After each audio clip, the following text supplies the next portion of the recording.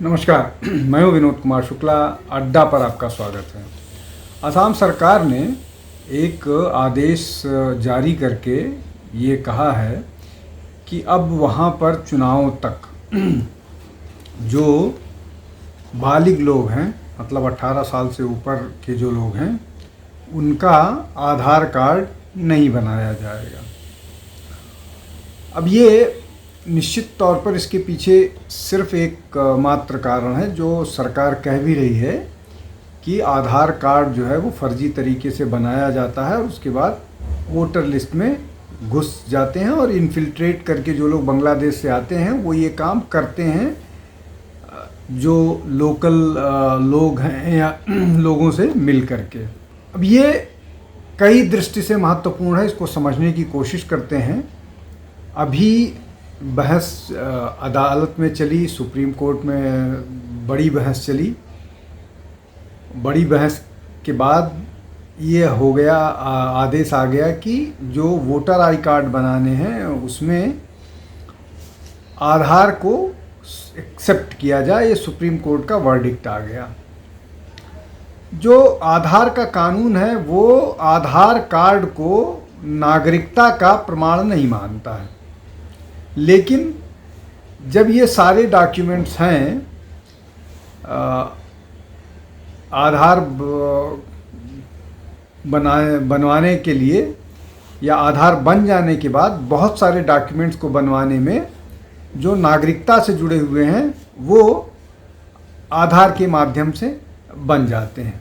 ये बात अदालतों को भी मालूम है, सबको मालूम है कि जो सैचुरेशन पॉइंट है वो बिहार के 4 ज़िलों में, जो सीमांचल वाला इलाका है, किशनगंज, पूर्णिया, कटिहार और खगड़िया, यहाँ पर है और ये लगभग 100 के मुकाबले 120 का है। ऐसी स्थिति आसाम के भी 4 ज़िलों में है, बारपेटा, धुबरी, मोरीगांव और नागांव। अब जो सबसे वर्स्ट सफ़रर है डेमोग्राफिक चेंज को लेकर के और इन्फिल्ट्रेशन को लेकर के, वो है आसाम। हालांकि पूरा देश है, 4 करोड़ के आसपास बांग्लादेशी घुसपैठी और रोहिंग्या भारत में रह रहे हैं, लेकिन जो सबसे बड़ी आबादी है वो आसाम और पश्चिम बंगाल में है। चूँकि पश्चिम बंगाल में टीएमसी की सरकार है और टीएमसी खुल करके इसके समर्थन में है, इसलिए वहाँ पर इस तरह का कोई क्रैकडाउन नहीं है। और ये वहाँ पर तो अभी जो एसआईआर की प्रक्रिया है उसको भी ना करने देने का ऐलान कर चुकी हैं। खैर वो बात के मसले हैं, उन पर फिर कभी चिंता करेंगे। अभी बात करते हैं आसाम की। तो आसाम सरकार ने ये घोषणा कर दी है कि वो नए आधार कार्ड अब नहीं बनेंगे, लेकिन उसमें से 3 लोगों को मुक्त रखा है, 3 कैटेगरीज को मुक्त रखा है।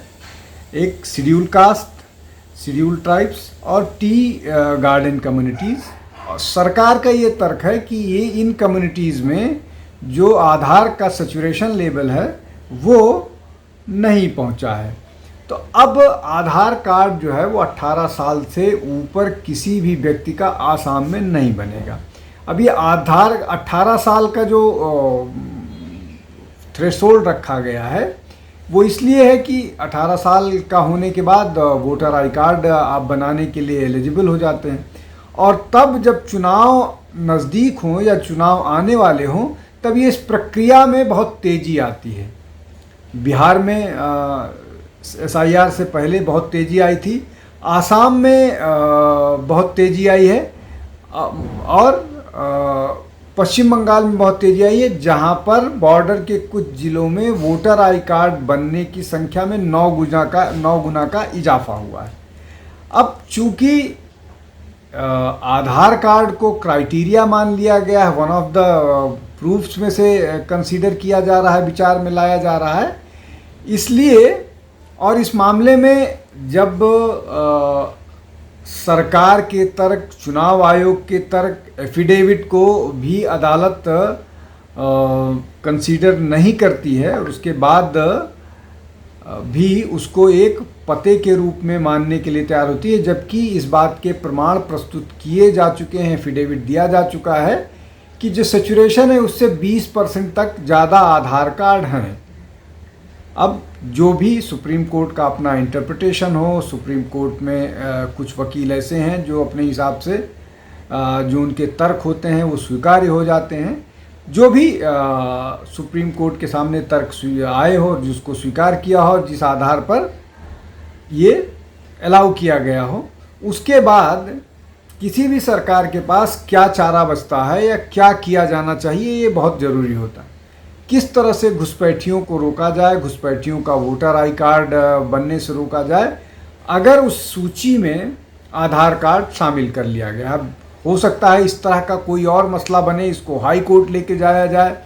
हालांकि सरकार ने ये बोला है कि rarest of the rare case में जो है वो आधार कार्ड दिया जा सकता है, और इस तरह का आदेश आज आया है। अब कुल मिलाकर के इस पूरी प्रक्रिया के पीछे जो तर्क है या जो बात समझ में आती है वो यही है कि जो इन्फिल्ट्रेटर्स हैं वो किसी तरह से जो वोटर लिस्ट में ना घुसने पाए।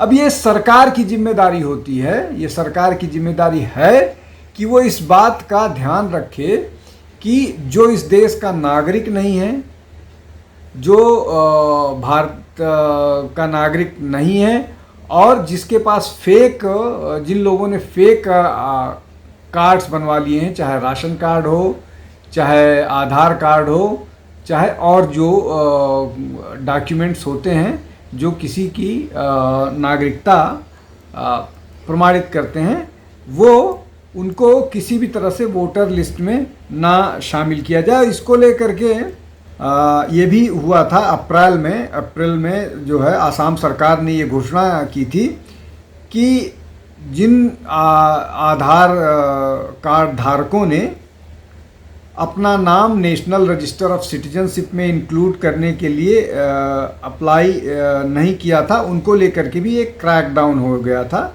उन लोगों का भी आधार कार्ड रोकने को कहा था जिन लोगों ने एनआरसी में अप्लाई नहीं किया था।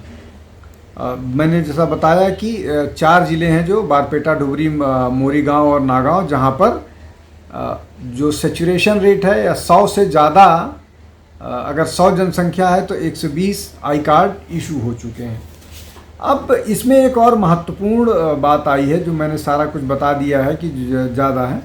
ये जो आधार का मामला है, आधार के अपने सेचुरेशन पॉइंट से ज़्यादा होने का, ये मामला आसाम, पश्चिम बंगाल या झारखंड, बिहार का नहीं है, ये पूरे देश का हाल है।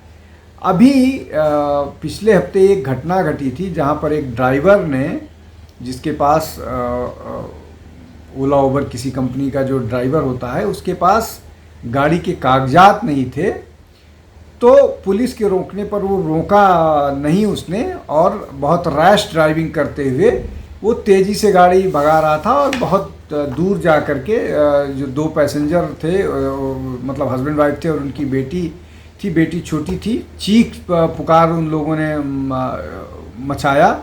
उसके बाद जा कर के उसने रोका, और जब ड्राइवर को अरेस्ट किया गया तो उसके पास से 2 आधार कार्ड निकले।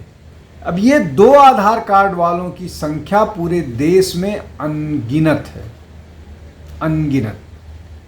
और इनमें से ज़्यादातर जो 2 आधार कार्ड वाले हैं, ज़्यादातर घुसपैठिए हैं, रोहिंग्या या बांग्लादेशी। अब दिल्ली में जितना भी जो भी जमुना के किनारे का इलाका है, पूरा का पूरा जो जामिया मिलिया के आसपास की बहुत सारी जमुना के किनारे की कॉलोनी है, वहाँ पर आधार कार्ड बनाने वाले लोग आसानी से 500 से 1000 रुपए के खर्चे पर आधार कार्ड बन जाता है। आधार कार्ड के आधार पर फिर आधार पर बहुत सारे और कार्ड बन जाते हैं। तो ये क्रैकडाउन सरकार के स्तर पर करना पड़ेगा।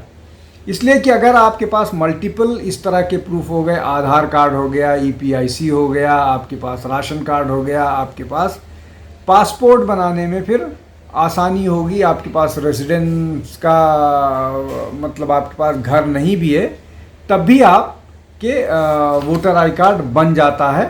और वो जीरो एड्रेस वाला जो मामला था वो इसी से संबंधित था। तो कुल मिलाकर के जिस स्थिति को आसाम फेस कर रहा है, अभी तुरंत ही आज की कल की ही बात है जब आसाम के मुख्यमंत्री ने बताया कि ये जो घुसपैठिए हैं वो और वैसे लोग जो बांग्लादेश से भारत आए हैं वो लोग जो है वो अब ये जो चिकन नेक है वहाँ पर जो बसे हुए हैं उनको बांग्लादेश भड़काने की कोशिश कर रहे हैं, जो भारत के लिए बहुत खतरा है। और बहुत सारे ऐसे लोग हैं जो बहुत सारे ऐसे होंगे जो भारत के नागरिक भी नहीं होंगे लेकिन घुसपैठिए वहाँ पर रह रहे हैं। तो कुल मिला करके ये जो आधार को लेकर के पूरे देश में एक कन्फ्यूज़न हो गया है और अब SIR की एक्सरसाइज में भी उसके बाद उसको जोड़ने के लिए सुप्रीम कोर्ट का वर्डिक्ट आ गया है। इसको लेकर के बहुत अब चूंकि अदालत का आदेश है इसलिए उसको मानना पड़ेगा, मानना मजबूरी है। लेकिन जो घुसपैठिए या जो इस देश का नागरिक नहीं है उन लोगों को कैसे वोटर लिस्ट से दूर रखा जाए, ये अपने आप में एक बड़ी चुनौती सभी सरकारों के लिए हो गया। और हमको लग रहा है कि ये आधार को ये जो आसाम सरकार ने किया है ये उसी को दृष्टिगत रखकर किया गया है। आज के लिए बस इतना ही। आप हमारे साथ जुड़ते रहिए, हमारे चैनल को लाइक कीजिए, शेयर कीजिए, सब्सक्राइब कीजिए। बहुत बहुत धन्यवाद। नमस्कार।